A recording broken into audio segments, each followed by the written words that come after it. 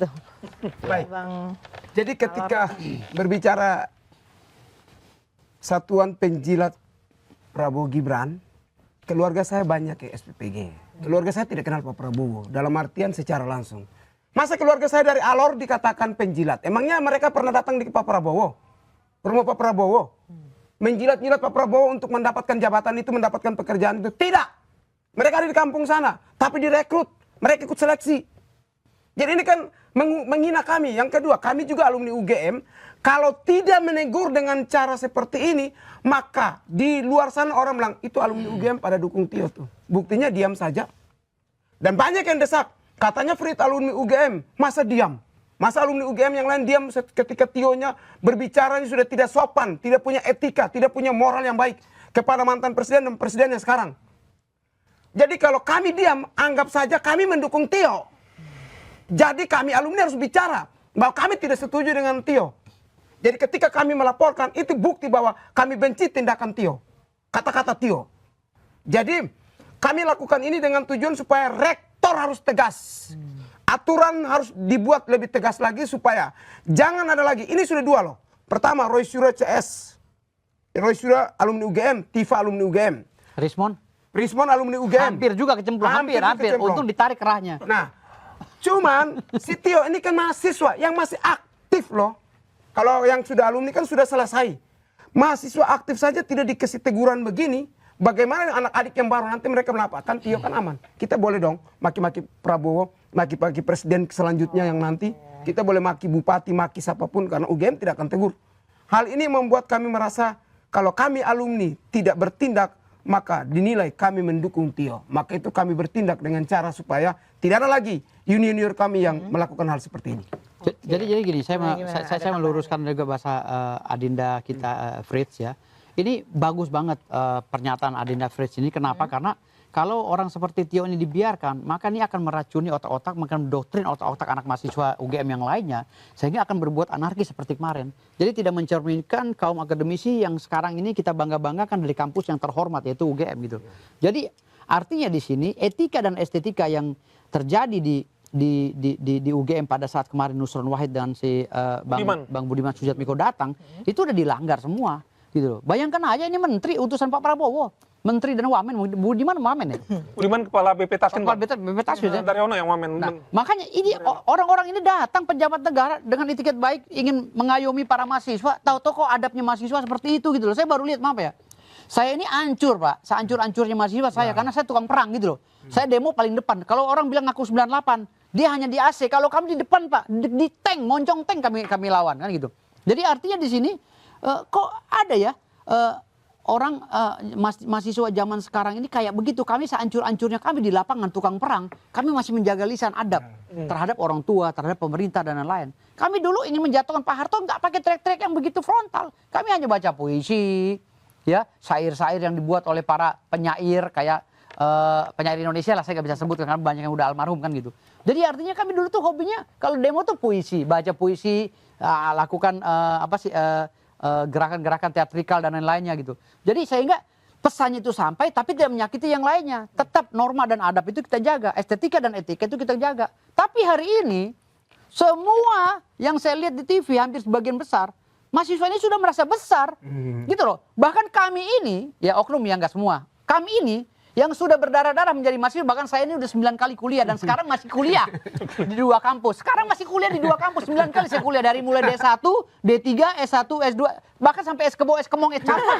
Pantas siswanya banyak Bang Brenten Bang ya? Iya, itu saya banyak. Makanya saya ini udah berkali-kali menjadi mahasiswa. Mereka belum diwisuda, belum jadi sarjana.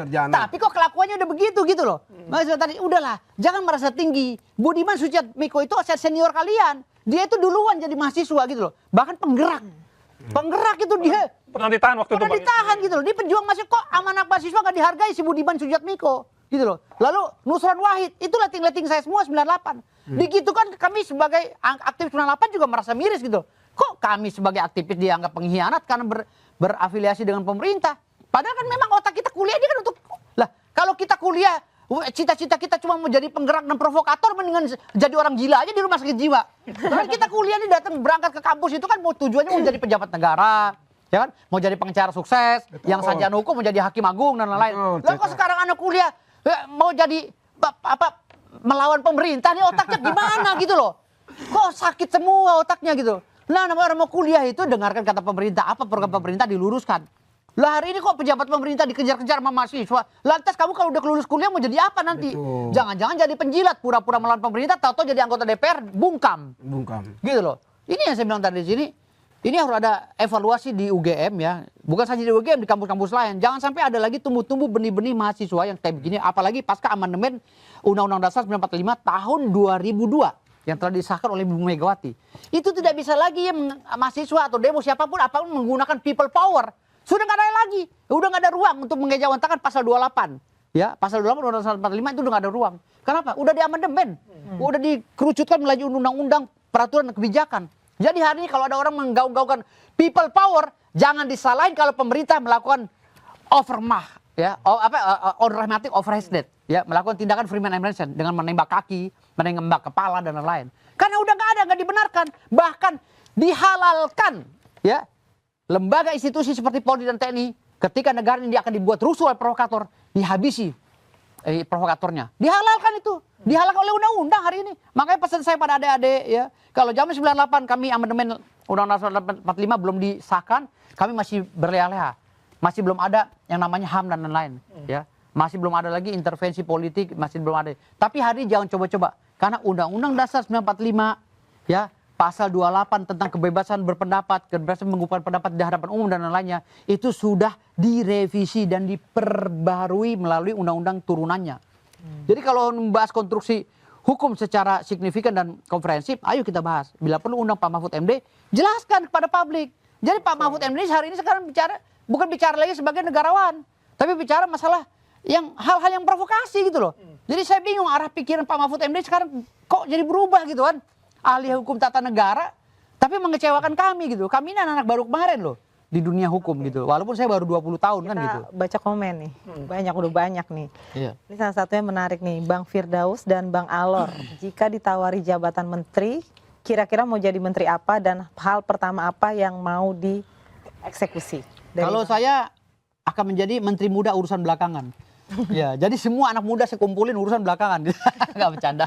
Jadi saya tidak berpikir ke situ ya, karena saya tidak haus jabatan. Jadi kalau memang kami berdua ini dipakai oleh negara untuk satu program yang bagus, ya kami akan siap membantu Pak Prabowo, karena memang dari dulu kami bertujuan untuk membantu Pak Prabowo dan Pak Jokowi dan Mas Gibran ya.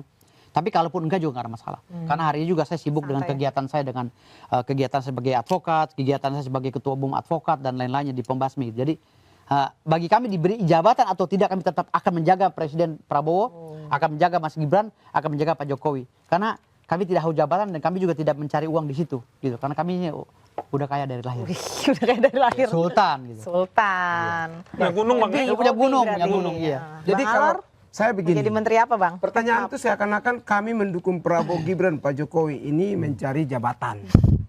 Sementara sampai detik ini saya tidak pernah pergi ketemu Pak Jokowi untuk cerita-cerita, kecuali ketika ada kegiatan relawan foto-foto biasa. Saya dukung Pak Jokowi itu dari 2016.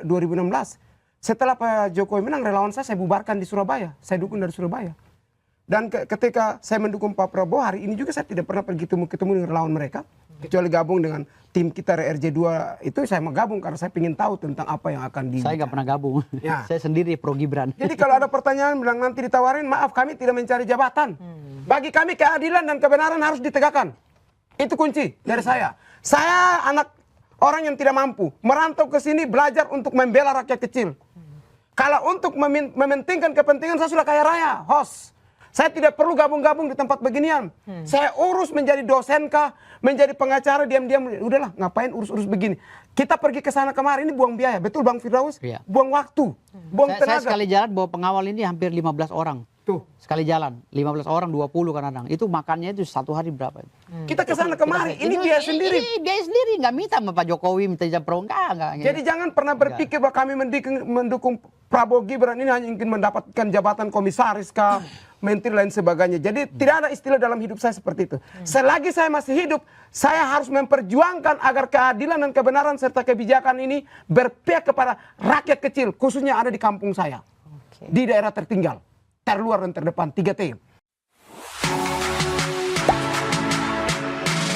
Gak sempet baca? Dengerin aja, klik icon text to speech di okezone.com.